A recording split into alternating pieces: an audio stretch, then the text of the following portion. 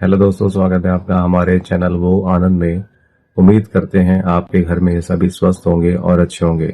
जय श्री कृष्ण, जय राधा। क्या आप कभी जीवन के उस मोड़ पर खड़े हुए हैं जहां लगता है कि सारी मेहनत और कोशिशें बेकार जा रही हैं?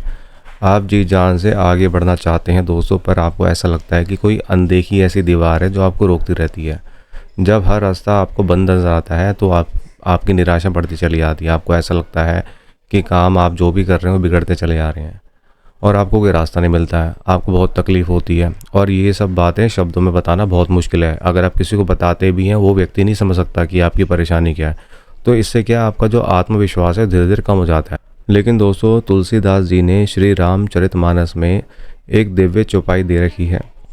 देखिए, उसमें जितनी भी चौपाई हैं वो मंत्र के रूप में लोग पढ़ते हैं और इनकी ऊर्जा होती है। तो फिलहाल आज हम आपको जो चौपाई बता रहे हैं वो आपकी तरक्की जो रुक गई है, जो हमारा टॉपिक है उससे रिलेटेड हम आपको बता रहे हैं। बाकी बात है पूरी की पूरी श्रद्धा और विधि से पढ़ने वाले की, यानी कि आपको विधि से उसको पढ़ना चाहिए जीवन में आपकी जो बाधा है, ताकि वो दूर हो जाए और आपके सफलता के रास्ते खुल जाएँ। तो ये जो शक्तिशाली चौपाई है उसको पढ़ने की सरल विधि मैं आपको बता रहा हूँ। इसे अपनाइए और अपने जीवन में प्रकृति लाइए, ऊर्जा बढ़ाइए और हमें कमेंट में बताइए। देखिए दोस्तों, अब दिक्कतें तो सभी की ज़िंदगी में आती हैं और किसी के कम किसी के ज़्यादा आती है। और आप दिन रात मेहनत करते हैं, आप तो अपने सपनों में भी देखते हैं कि आप मेहनत कर रहे हो, लेकिन नतीजा कुछ नहीं निकलता। व्यापार में आपकी तरक्की रुक गई है या नौकरी में प्रमोशन नहीं हो रहा है, जो आपका कोई पर्सनल लक्ष्य है वो आपको प्राप्त नहीं हो पा रहा है। दूसरे लोग तो आगे बढ़ रहे हैं लेकिन आप खुद अपने आप को आगे बढ़ते कभी देखते नहीं है। आप सोचो लगता है मेरे जीवन में आगे बढ़ने लिखा ही नहीं है, बस आप दूसरों को देखते आ रहे हैं, उसकी आदत पड़ती चली जाती है। तो दोस्तों, ऐसे तो कोई फ़ायदा नहीं है। देखिए, ये रुकावट नहीं है बल्कि एक मानसिक बीड़ा, एक मानसिक परेशानी है, एक मानसिक हमारी सोच है जो हम ऐसा सोच लेते हैं कि हमारे अंदर कोई काबिलियत नहीं है। आदत सी पड़ जाती है हमारी कि हम आगे नहीं बढ़ सकते, ऐसा नहीं सोचना है। तो ये जो नकारात्मक ऊर्जा है या जो ग्रहों का असर है आपकी ज़िंदगी में, उसको ख़त्म कीजिए। तो उसके लिए आप जो है ये विधि अपनाइए। तो श्री रामचरितमानस सिर्फ एक धार्मिक ग्रंथ तो नहीं है बल्कि बहुत कुछ है। वो एक ऐसा ग्रंथ है जिसमें जितनी भी चौपाइयाँ लिखी है वो ऊर्जाओं से भरी हुई है। इसके लिए एक वीडियो भी आएगी दोस्तों हमारे चैनल पर, जिसमें आपको सारा का सारा पढ़ के सुनाया जाएगा चौपाई के बारे में। और देखिए, संसारिक जो समस्या इंसान की होती है उसके समाधान सारे उसमें लिखे हैं, यानी कि आपको कोई अलग से साधना भी करने की ज़रूरत नहीं है अगर आपने इसको पढ़ लिया तो। आज हम इस चौपाई की बात कर रहे हैं रामचरितमानस में, जो उत्तरकांड से ली गई है। तो भगवान शिव का दिया हुआ एक आशीर्वाद मान सकते हैं इसको आप। उन्होंने अपने भक्त को दिया था और वो चौपाई इस प्रकार है। अस विवेक राखे हूँ मन माही, तुम्हा कहाँ जग दुर्लभ कछु नाही, औरू एक आशीषा मोरी, अप्रतिहत गति होई ही तोरी। दोस्तों, इसको आपको पढ़ना है और हमने आपको वीडियो में भी दिखाना है। ये चौपाई आप पढ़ लीजिए इसको देखकर। और ध्यान रखिए, आप भगवान राम जी, हनुमान जी की तस्वीर रख कर या उनकी मूर्ति रख कर छोटी सी, उनको तिलक लगा के, पटरा बिछा के, लाल कपड़े पर फिर तिलक लगा के उनको फिर अपने आप को तिलक लगाएं। वहाँ पे पुष्प भी चढ़ाए भगवान जी के आगे। उनको भोग में कुछ देना चाहते हैं दे सकते हैं, वो आपकी श्रद्धा के ऊपर है। फिर जाके आपको ये पढ़ना है, उनसे प्रार्थना करनी है अपने बारे में, फिर जाके इसको आपको स्टार्ट करना है, ठीक है। अब इसका मतलब क्या मैं आपको बता देता हूँ। भगवान शिव जी कहते हैं अपने मन में ऐसा विवेक बनाए रखो, फिर चाहे तुम्हारे लिए जगत में कुछ भी पाना दुर्लभ नहीं हो सकता। ठीक है दोस्तों, मेरा एक और भी आशीर्वाद है कि तुम्हारी गति अप्रतिहत होगी, यानी कि रुकेगी नहीं। अप्रतिहत गति का अर्थ है एक ऐसी प्रगति जिसे कोई रोक नहीं सकता। भगवान शिव जी ऐसे कहते हैं, एक ऐसी रफ्तार जिसमें कोई बाधा नहीं आ सकती। माना जाता है कि ये चौपाई आपकी रुकी हुई प्रगति की समस्या पर सीधा असर डालती है। ये केवल पंक्तियाँ नहीं है बल्कि एक ऐसा संकल्प है जो श्रद्धा के साथ जपे जाने पर आपके मार्ग की रुकावटों को हटाने में पूरी सहायता करती है। इस चौपाई की शक्ति को अपने जीवन में उतारिए दोस्तों। और जटिल पूजा पाठ की आपकी कोई ज़रूरत नहीं है, कोई साधना अगर आप नहीं कर सकते कोई दिक्कत नहीं है।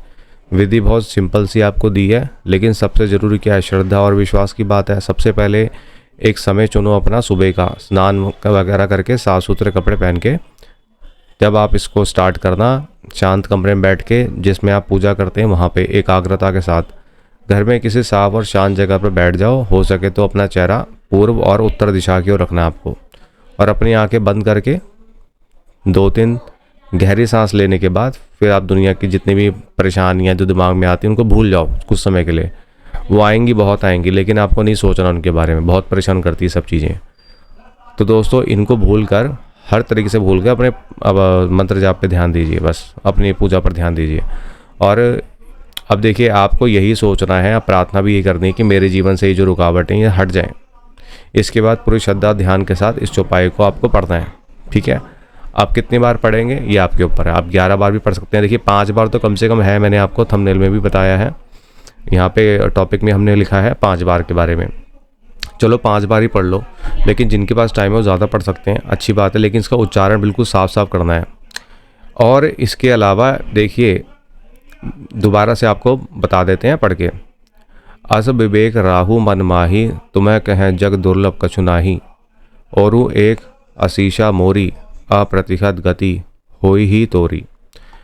तो 5 बार इसका पाठ करें 1 मिनट तक शांत बैठकर, और फिर आप सकारात्मक ऊर्जाओं को महसूस करना शुरू कीजिए। ठीक है दोस्तों, इससे सकारात्मक ऊर्जा जो है बढ़नी शुरू हो जाती है। तो आपको इसको मेडिटेशन के रूप में करना है, आपको इससे मदद मिलेगी। अब देखो ये जानकारी जो आपको दी है, ये जानकारी बहुत कीमती है, क्योंकि होता क्या है कि हम ये जो रामचरितमानस है सबने नाम सुना हुआ है, लेकिन कोई इसको यूज़ करना नहीं जानता।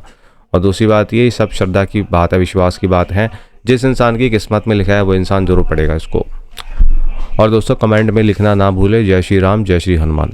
और आप इस विधि को अपनाइए और अपने जीवन में एक पॉजिटिव बदलाव लेकर आइए। आपकी ज़िंदगी में जो अटके हुए बाधाएं हैं वो हटेंगी, रास्ते खुलेंगे। और अगर आप दूसरों के बारे में बुरा सोचते हैं, कोई बात नहीं, अब मत सोचना, जितनी भी गलती कर दी अब मत सोचना इस उपाय को पढ़ने के बाद।